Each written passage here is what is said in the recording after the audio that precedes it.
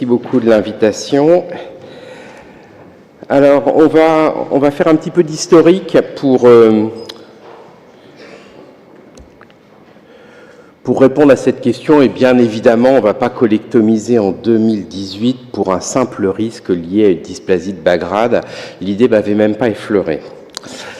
Alors, on va remonter un petit peu, retourner à Hérodote, et vous vous souvenez de ce juge persan sous l'empire de Cambyse qui avait consulté pour une lésion précancéreuse cutanée, mais qui avait un petit potentiel d'évolution néoplasique. Elle faisait 3 mm, et ces médecins, après une confrontation pluridisciplinaire, ont bien sûr décidé l'ablation de l'organe concerné. La scène a été prise sur le vif un petit peu plus tard, et vous voyez que déjà à cette époque, on manquait cruellement de médecins anesthésistes. Je pense que ça doit tout de même nous interroger sur le concept de sacrifier l'organe lorsque l'on parle d'un simple risque qu'on verra, qu'on a même du mal à quantifier. Alors, c'est pas la peau, bien sûr, dont on parle, c'est d'une coloproctectomie, et une coloproctectomie, c'est quasiment rien. Il n'y a pas de souci post-opératoire, le résultat fonctionnel est excellent, les push-it et autres ça n'existe pas, il n'y a aucune conséquence sur l'activité sexuelle, et en plus, la coloproctectomie supprime définitivement le risque de cancer colorectal. Alors si on regarde un tout petit peu, il y a tout de même un petit peu de suppuration post-opératoire, à peu près 25% des patients. Ces suppurations post-opératoires, elles ne sont pas inintéressantes parce qu'elles vont conditionner le résultat fonctionnel et elles m'amèneront à la transition sur le résultat de ce qu'est le challenger du jour, la chirurgie. Un résultat qui peut se résumer de la sorte: diarrhée, incontinence, couche, avec une séquence qui est bien établie dans la littérature, et j'ai passé sous silence le spoiling dont Monsieur Baugerie nous a parlé tout à l'heure, avec cette petite touche délicate qu'il apporte en fin de nuit le plus souvent. Alors c'est pas grave, le résultat de la chirurgie, avec le temps, il s'améliore, et on dit aux patients: ne vous inquiétez pas. Et il est clair que lorsque l'on voit ces histogrammes successifs, on voit très nettement le nombre de selles qui va diminuer. Au passage, on augmente le nombre de selles la nuit lorsqu'on est à 120 mois de suivi. Donc clairement, il y a de l'espoir en attendant. Alors la pochite, c'est pas si fréquent que ça. Dans ce travail, c'est 50% à 10 ans. 50%, c'est la pièce. Je me fais opérer, je jette la pièce en l'air, pile push-it, face, pas de push-it. Alors ma préférée, c'est pas vraiment la push-it, c'est la cuffite. Alors pourquoi c'est ma préférée, la cuffite? Parce que le patient va retrouver ce qui lui manque, la rectorragie. Dans la push-it, il l'a pas. Dans la cuffite, il a la chance, il va l'avoir. Et c'est quand même assez intéressant cette cuffite, puisque 13% des patients vont en développer et ils vont retrouver ce symptôme qui leur manque tant, ce d'autant que la plupart ont quand même été opérés lorsque l'on parle de dysplasie en période quiescente de la maladie. Alors ça n'affecte pas non plus l'activité sexuelle, je ne vous parle même pas de l'impact sur la fertilité, puisque j'ai bien compris que pour peu que l'on trocarda l'affaire, on peut réduire cet impact sur la fertilité. Néanmoins, il y a quand même là encore 50% des patientes qui vont se plaindre d'une dysfonction sexuelle, et 50%, ça me revient à nouveau sur la pièce. Donc vous avez 2 tirages au sort successifs, push-it ou pas push-it, et ensuite dysfonction sexuelle ou pas dysfonction sexuelle. Alors ce qui est bien quand même avec la chirurgie, c'est que ça règle une bonne fois pour toutes le problème, et quand vous avez été opéré pour une dysplasie du côlon et que vous avez eu une anastomose iléoanale, vous n'entendrez plus jamais parler de dysplasie. Malheureusement, ça n'est pas vrai. Vous savez que le taux de dysplasie cumulé à 20 ans, il est de 7% lorsqu'on a une anastomose iléoanale, et il est multiplié par 3 le risque lorsque vous avez été opéré pour une dysplasie. Et donc, ça n'est même pas vrai que la chirurgie va régler le problème.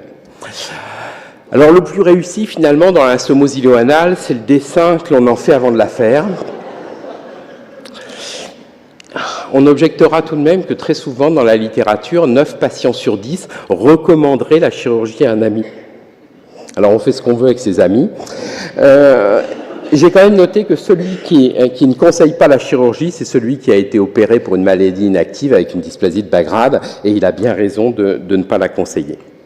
Alors on est sérieusement, on est en 2018, hein, on est en route vers une médecine personnalisée. Vous savez que cette question de la dysplasie, on va l'aborder sur une stratification du risque avec des patients qui vont être à risque élevé d'avoir cette dysplasie. Vous allez surveiller comme le lait sur le feu, d'autres à risque intermédiaire et d'autres à risque faible que vous n'allez pas embêter. Parce que comme d'habitude, dans les politiques de dépistage, on dépiste les gens qui ne sont pas à risque, on dépiste les anxieux, les autres se baladant dans la nature et échappant à la surveillance. Donc on va cibler la population du dépistage. Ensuite, on va utiliser des moyens modernes, la chromo-endoscopie, mais les endoscopes haute définition sont aussi recommandés pour surveiller ces patients. Et plus important encore, si on colore, on va colorer pour détecter, caractériser, délimiter les lésions, mais on va surtout prendre son temps. C'est-à-dire que le maître mot pour surveiller ces patients, c'est de prendre son temps. Parce que chaque minute supplémentaire d'examen va augmenter le pourcentage de diagnostic d'une dysplasie. Et donc, vous allez augmenter vos performances avec un suivi des évolutions technologiques, mais surtout en prenant son temps. Alors, quand on dit « oui, mais colorer, ça prend du temps », c'est une très bonne nouvelle que colorer prenne du temps, puisque c'est justement ce qu'il faut, prendre son temps pour trouver des dysplasies. Alors une fois qu'on les a trouvées, ces dysplasies, ces lésions, il va falloir les décrire. Et vous savez qu'on a longtemps essayé d'enfumer avec les ALM, les DALM, toutes ces choses auxquelles personne ne comprenait rien. J'ai bien fait de ne pas les mémoriser parce que finalement il semble que ce soit devenu caduque et qu'il faille revenir à la classification de Paris. Est-ce que c'est surélevé, polypoïde? Est-ce que c'est pas surélevé, non polypoïde? Et vous voyez qu'on va décrire un certain nombre de lésions et au milieu de ce tableau, vous avez les lésions planes. J'attire votre attention sur le fait que plat ne veut pas dire invisible. Je répète, plat ne veut pas dire invisible. Ce qui a son importance, puisque si vous avez une lésion qui est visible, vous devez pouvoir resséquer cette lésion. Alors, est-ce qu'on trouve encore des lésions à des endroits où il n'y a pas de choses visibles? Oui, et on sait que c'est dans 3 circonstances. Hein. C'est chez les antécédents de patients avec une dysplasie, les colons tubulés et les cholangites sclérosantes, où là, on peut encore trouver, avec une fréquence élevée, hors des zones avec une lésion visible de la dysplasie. Alors finalement, si on résume, on voit bien qu'avec la bonne technique, et l'essentiel est invisible aux gens pressés. Alors une fois qu'on a repéré ces lésions, il va falloir les caractériser. Alors je vais me lancer dans un cours d'anatomopathologie que je maîtrise parfaitement. Vous avez 3 images, une dysplasie de haut grade, une dysplasie de bas grade et de l'inflammation. Alors ce qui est intéressant, c'est que vous pouvez faire une mi-temps dans la dysplasie de bas grade avec un peu d'inflammation. Vous traitez l'inflammation, la dysplasie de bas grade va disparaître. Vous pouvez très bien être une dysplasie de bas grade qui va se transformer en dysplasie de haut grade. Et la difficulté, ça va être la prédiction de ce phénomène qui est le support de votre décision thérapeutique. Et ce risque de néoplasie, alors que vous avez une dysplasie de bas grade, il est estimé entre 45 et 60 pour 1000 patients année. Et donc c'est sur la foi de cette estimation de risque que vous allez emmener le patient vers le jugement de Cambis que vous avez vu tout à l'heure. Alors, est-ce qu'on a des dysplasies de bas grade à risque plus élevé? Oui, la cholangite sclérosante. Oui, si elles sont vraiment invisibles et si elles sont multifocales. Alors, en 2018, si vous avez vu quelque chose, c'est pas parce que c'est pas plat que vous n'allez pas le retirer. Et donc, on va se lancer dans l'exérèse endoscopique ciblée des lésions. On va les voir, on va les délimiter, on va les resséquer. Et là, tout l'attirail du parfait endoscopique resséqueur dont vous maîtrisez les arcanes va être mis en jeu, puisque vous allez utiliser des techniques de surélévation de lésions, vous allez utiliser des techniques de dissection muqueuse pour venir à bout de ces lésions que vous avez repérées et que vous allez resséquer. Alors, il commence à y avoir des séries qui rapportent l'expérience de ces exérèses de lésions. Ici, 25 patients japonais, toutes des RCH quiescentes, des pièces opératoires retirées quand même de plus de 3,5 cm de diamètre et aucune récurrence locale de la dysplasie après résection. Une seule récurrence métachrone sur une dysplasie de haut grade et un de ces patients avait été ensuite opéré. Donc il y en a tout de même eu un d'opéré. Alors, le traitement des lésions dysplasiques en 2017, le consensus ECO se positionne. Si on est sur une lésion qui est non polypoïde, elle peut être traitée endoscopiquement, alors dans des cas sélectionnés, et je crois que le critère et le point sur lequel il faut être vigilant, c'est être capable de surveiller ces patients sur le long terme pour pouvoir mettre en place cette stratégie.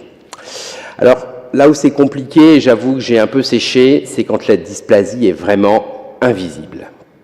C'est moins de 10% parce que vous savez regarder, que vous utilisez les bons outils. Alors, est-ce que dans cette situation où la dysplasie est invisible, est-ce que la chirurgie, finalement, en termes de coût-efficacité, est meilleure que la résection endoscopique et surtout que la surveillance endoscopique de ces patients. Et donc il y a un modèle de Markov qui a été bâti et qui vient d'être publié récemment et qui nous apprend quelque chose de fondamental que vous allez retenir. Je pense, et M. Markov pense donc qu'il vaut mieux être jeune et en bonne santé pour se faire opérer. C'est dans cette situation que le patient va tirer le meilleur bénéfice de la chirurgie. Je vous laisse peser toute la sagesse de ce que ces analyses médico-économiques nous apprennent. Alors, je vais être obligé de céder la parole à mon contradicteur. La surveillance endoscopique régulière et personnalisée, elle se fonde sur un risque individuel du patient. Vous allez colorer et utiliser de la haute définition.